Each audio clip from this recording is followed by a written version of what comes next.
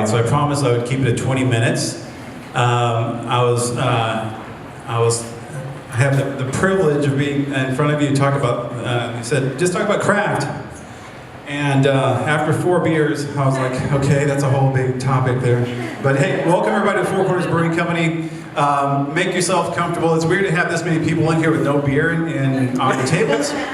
So I know like coffee is really great in the morning, gets the juices flowing. If you want to get the creative juices flowing, feel free to belly up to the bar and we'll happily pour you a taster or a beer. Do not be shy. This is a brewery. All right, so we'll just dig in. And so with that, with craft, it's an interesting thing. I was like, okay, we talk about the history of craft. We talk about this, like, well, don't look at me to answer all those questions of what is craft and what is artisan and what is art and what is craft. And after 4 beers, I was like, yeah, I'm going to talk about something that I know, which is about brewing and this journey that we've been on. So we'll talk about that and try to tie in our journey in craft. So what defines craft? Anybody? Let's get some hands in the air, like you just don't care. Yeah, craft. Wait, craft, what is it? Making stuff. Making stuff, perfect. Creating. Creating, yeah? Working with your hands. Working with your hands, okay. It's the thing. All right. So there's a point in here where kind of just historically that, craft was, there were guilds back before the Industrial Revolution. There were guilds and they had apprentices and there's kind of a way of doing things, creating things that were kind of standardized, and each craftsman had his or her way of doing their craft. We started, where's the computer? Let's see, I'll find out. Here we go. Yeah, for us, I think craft is, started back a long time ago, that there's this kind of better than idea. Better than what is standard. I think that's kind of part of craft.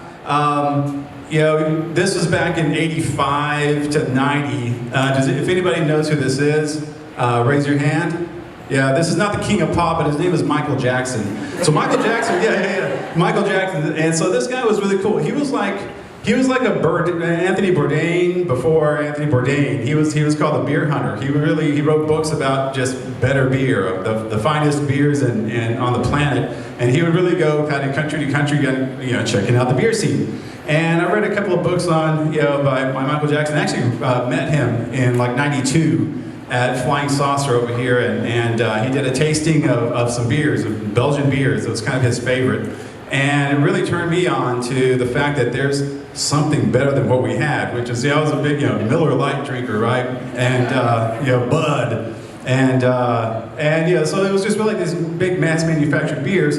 So it was kind of this idea like, that there's something better out there. Now, this is kind of old world brewing. Some of the breweries that he was turning us on to back then have been brewing since like the 1500s. That's a long time. They're brewing in abbeys. They're brewed by monks. And, as part of the fasting and this and that. So there's like all this kind of legacy story. If you're in old world Europe, they don't call it craft beer, they call it beer. So there's like this relative thing that happens with craft nowadays of kind of looking backwards to old world and an old world way of doing things. So I think that's one component to it. What's happened in the industry is here. So I'm a marketer, so I have to throw a chart at you, right? So here it's kind of cool. Look, this is Brewing in America. And I say it's kind of America's return to tradition. Let's call that craft. So tradition is part of craft, I think. Back in 1873, there were 4,000 brewers in the U.S. It really mimicked what was going on in old world Europe. That you go town to town, you go region to region, and each place has its brewery. So if you're in Belgium or if you're in Germany for sure, you go to each little town and they have their respective brewery. So I think there's something around craft kind of put in modern, in the U.S. that it's a reflection of the region, reflection of what is local. So you can see this takes a big dive there in the 30s with Prohibition, and then we kind of rode along to the 70s and 80s with this big mass manufactured stuff they were calling beer, and we came with these just giants of beer. They still exist. They have a strong hold on the palate, on the vibe, But that's changing quickly with craft brewers. You see that happening in from the 80s kind of here. This is big, just jumped. So now there are over 6,000 brewers. So it's really a return to what brewing is across the planet. Very localized small brewers like ourselves, doing really meaningful things, but really expressing themselves through a craft product.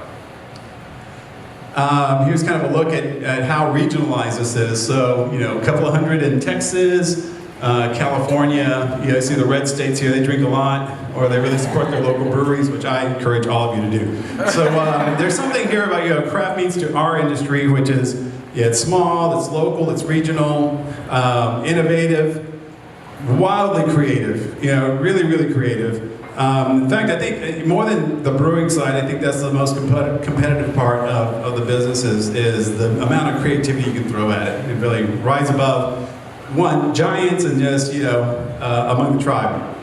So very creative and passionate. And I think what we're doing in the U.S. as craft brewers are kind of building new traditions. If you think about the impact craft brewers have made to the industry, all the innovation that has come to craft, to the beer category, it's a big segment, has come through craft brewers. Whether that's how we brew, ingredients we're brewing with, packaging, definitely styles of beer, just blurring the lines of beer styles. And so a lot of innovation coming out of the craft beer industry. And I think we're forging new traditions that way as well. So our story started with this idea of craft beer. So we had become craft beer, kind of better beer fans, right? Michael Jackson turned us on to better beer. And then we really got turned on to American craft beer with all the innovative things that were happening around craft beer in the U.S. And there are some of those giants out there. Well, I say they're really influential brewers to us, like Rogue or Dogfish. Any Rogue or Dogfish hand? Sam Adams is certainly one of those. Sam Adams, Jim Cook was out there in the early '80s selling Sam Adams. And he had this thing called the Long Shot Contest, which was a home brewer contest. You would submit beer to Boston Brewing Company. They would select 3 winners and 3 beers, and you'd end up with this long shot thing. So you have the brewer's head on the packaging. They scale it up and distribute it nationally. And we thought that would be really badass to do. So me and my partner Steve over here. It's across the way. If we have time, we'll walk over to check out the brew house and say hi to Steve. But we entered this contest, and really on a whim, and said, "Yeah, let's go for it." We're beer fans. So it was part of the journey, taking the extra part of a deeper appreciation of the craft, how to brew, working with ingredients, cloning beers. It's kind of you go to the restaurant and you taste something and go, "I can make this at home," right? So it's kind of the same idea, but in the beer category. So our first beer was this one right here. There it is. That's all about the loco from the get-go right there. It's a whole lot of attitude for the worst beer you would ever taste. It was horrible. But so we had wild dreams from the get-go. That was our first 5 gallons of beer. Just the worst beer ever, but onward we marched. And became just, we elevated our hobby and really got into the brewing side of it and working with ingredients and working with equipment like that. Yeah, so there you go. So I dare you to come back and drink out of that system. It was safe to drink, it was good. But like anything goes, it's first it's I can drink it, and then next thing you know, it's hey, try this, and then before you know it, we were brewing actually really, really good beer, and we started entering some competitions. And this was kind of, this really turned us on to a different idea in terms of craft. So we talked about craft as, and our industry would describe it as under 4 million barrels, made by made small batches, uses blah, blah, blah, blah, blah ingredients. And so there's all these kind of rational ideas around craft. And as brewers, what we come to know as a business is that there's more to it. There's this really emotional side of the reasons why craft. And we'll talk a little bit about that. So so this was kind of defining our tribe. There's a little restaurant over here in Bishop Arts called Eno's, and Eno's is great. Everybody know Eno's?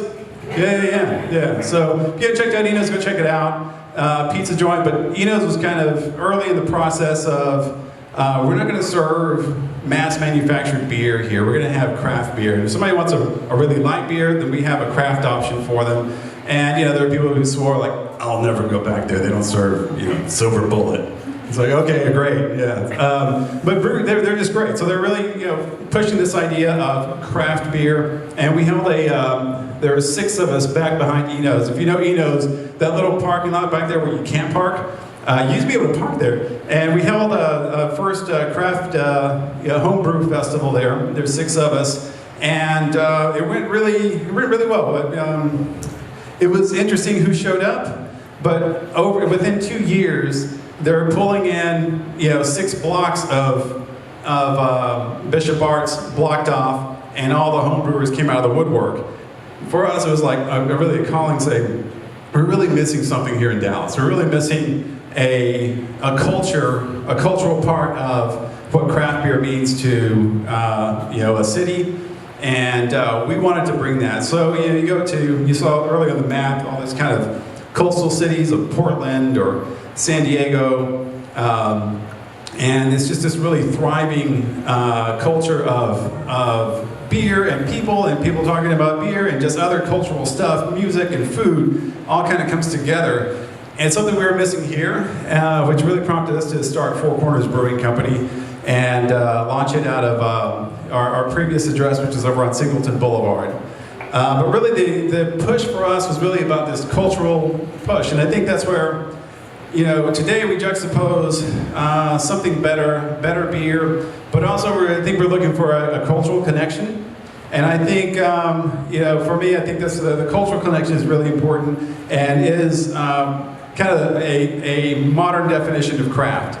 That it has an emotional link, that it's meaningful, that it has roots, it has depth. If you think about kind of things that are called artisan, that are called small batch, handmade, I think consumers really appreciate the story behind not just a product, but what is the story? What is the origin of it, and what is its intent? So we try to focus on that as a brewery. Let's see here.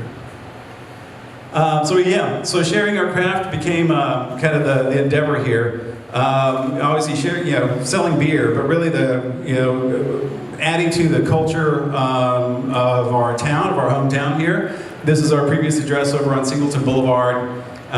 These are some of the events that we would have here, just to kind of open, come on over, we're going to cook some hamburgers and drink some beer. And we were amazed with how many people showed up on a hot day in July with no AC, and I would say questionable restroom cleanliness. We're brewers. Yeah, we keep the tanks clean, but maybe the restrooms not so much.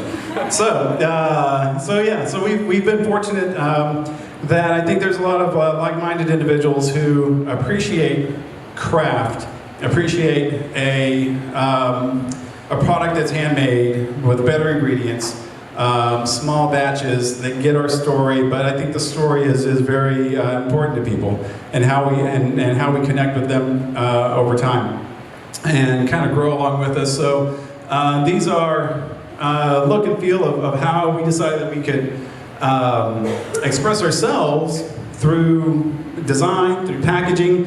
Now, I always give credit where credit is due. I do well enough just to create a PowerPoint presentation. So Christy Brinkman over here, and Christy can attest to, Christy is our designer here. Raise your hand, Christy. Hey, Christy, we've been incredibly fortunate to have Christy on board from the beginning, designing our logo and really designing all of this work. Again, this is hand artwork. Starts out with drawings and ink and what else, Christy? Well, watercolor. That's the one I was thinking. Yeah, watercolor. See, yeah. But Christy will tell you that I am the best designer to ever design on PowerPoint. I'm the Milton Glaser of PowerPoint, that's what she calls me. So, okay, expressing ourselves through our craft, and here's how we do it. Here's how we connect with people when we're out in market, is really kind of bringing the craft experience. I think people are very intuitive. They'll never tell you they're intuitive, but they're intuitive. But they're intuitive to the point that they'll really snuff out what the flaws. You know, are you what you say you are? Are you truly craft? Well, they'll dig into the story. Are you, with the presentation that you're putting forward, the way you communicate, they will definitely dig back and kind of dig deeper and think about it. This all kind of happens in the midst of a bunch of noise throughout their day.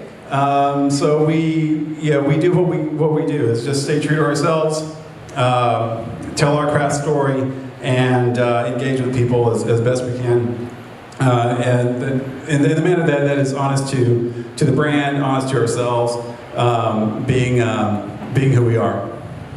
So, craft, the headline here is craft as a cultural connection. I think when we go beyond a rational thought of, a product and its process and its ingredients, the emotional side is as important as that. And that's my 20 minutes, I think. And we'll have time for some Q&A. Yeah. Yeah?